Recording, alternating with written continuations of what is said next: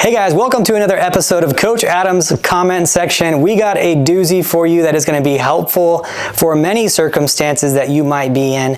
And so let's go ahead and jump right into the question and get this going. Remember, keep those comments coming because I answer them in videos like this once a week.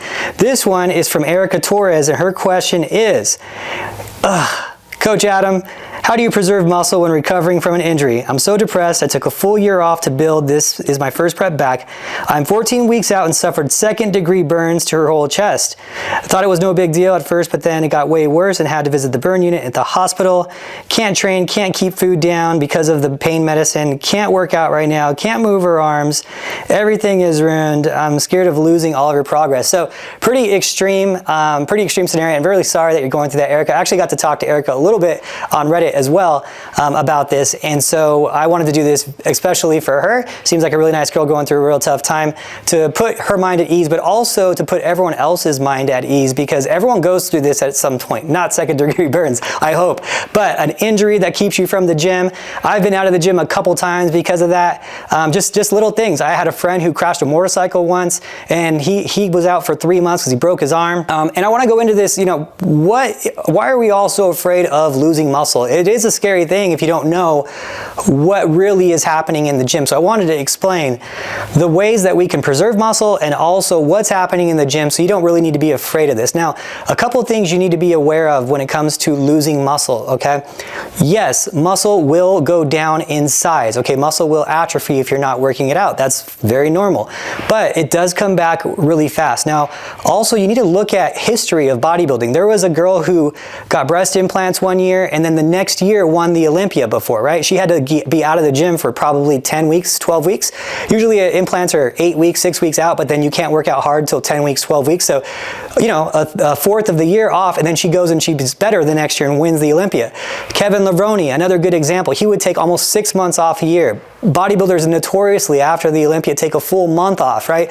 People get in this anxious state where they think, I have to work out, I'm going to lose gains, If you have to take time off, it is not that as detrimental as you think it is. So I'm going to reference a couple different things here that are going to be a factor, but the most important one, as you see, I got the board up again. It's been a while since I brought the chalkboard up. Now I got a new glass board we put up today.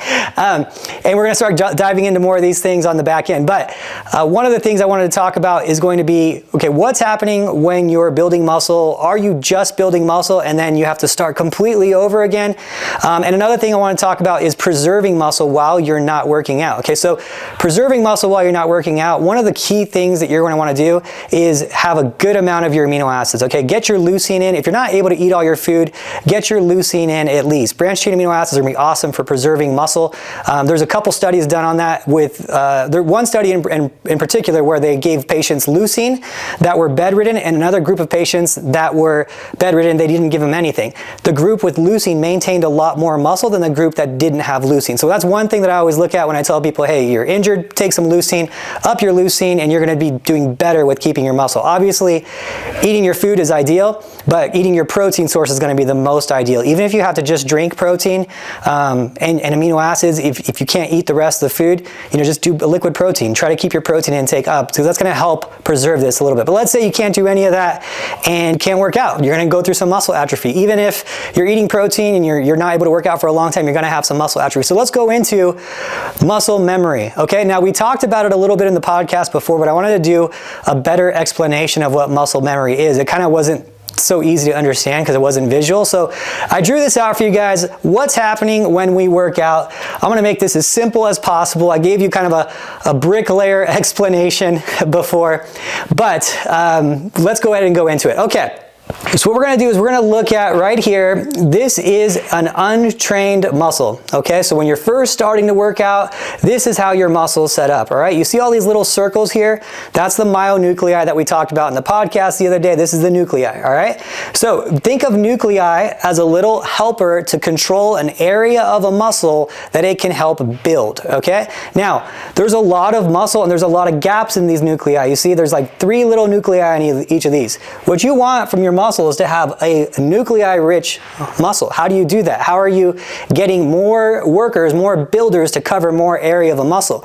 You know, these 3 little nuclei in this large space of area, they're not going to be able to build the muscle in all these areas, okay? It's only responsible for a small amount of area. So you definitely need more to cover more to grow bigger, all right? That's key.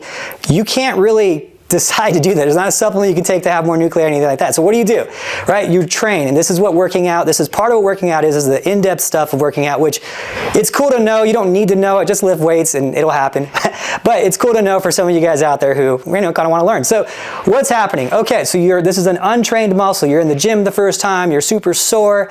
All right, you have here repair cells hanging out outside of the muscle cell. Once you stimulate those repair cells to repair the muscle, they come, they repair the muscle, and they donate their nuclei to the muscle cell, okay, to the muscle. So now what happens? Okay, you have all these little nuclei getting donated to the muscle, you're working out for a long time, and then you go all the way up, and now you have a trained muscle, right? Look at the size of this muscle.